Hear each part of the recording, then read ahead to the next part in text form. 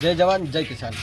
બોટાદના હળદર ખાતે 10 ઓક્ટોબરના દિવસે રાજુભાઈ કરપડા ત્યાં કરદો પ્રથા બંધ કરાવવા ગયેલા। ત્યારબાદ 12 ઓક્ટોબરના દિવસે રાજુભાઈ સહિત હળદર ગામની અંદર સભા કરવામાં આવી હતી। ત્યાં શાંતિથી બેસી અમે લોકો સભા કરતા હતા। ત્યારબાદ જે પોલીસ આવી ત્યાંના ખેડૂતોને ઘરમાં ઘૂસીને મારી અને ડિટેન કરવામાં આવ્યા હતા।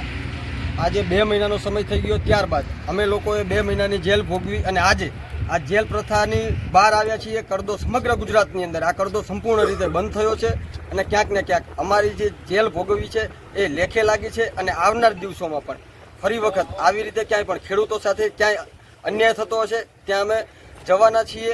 એ અન્યાયની સામે બોલવાના છીએ અને ક્યારેય ચૂકવાના નથી અને હંમેશા આવી રીતે લડતા રહેવાના છીએ। જય હિન્દ, જય હિન્દ। વિપુલ ઠાકોર, આમ આદમી પાર્ટી, પાટણ જિલ્લા પ્રમુખ, કિસાન સેલ।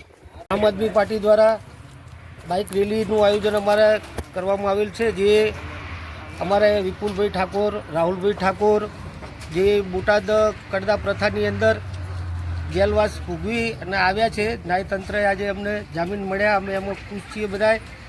જ્યારે ખેડૂતોનું જ્યારે અહીંયા પાક નિષ્ફળનો મુદ્દો હતો ત્યારે પણ એ બધા અમારી સાથે હતા। આપણે શંખેશ્વર તાલુકાના છે આપણે વિપુલભાઈ, તો અમે બધા આજે એટલા બધા ખુશ છીએ કે કોઈ સીમા નથી।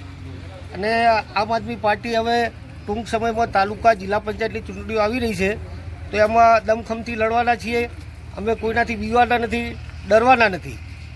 બસ।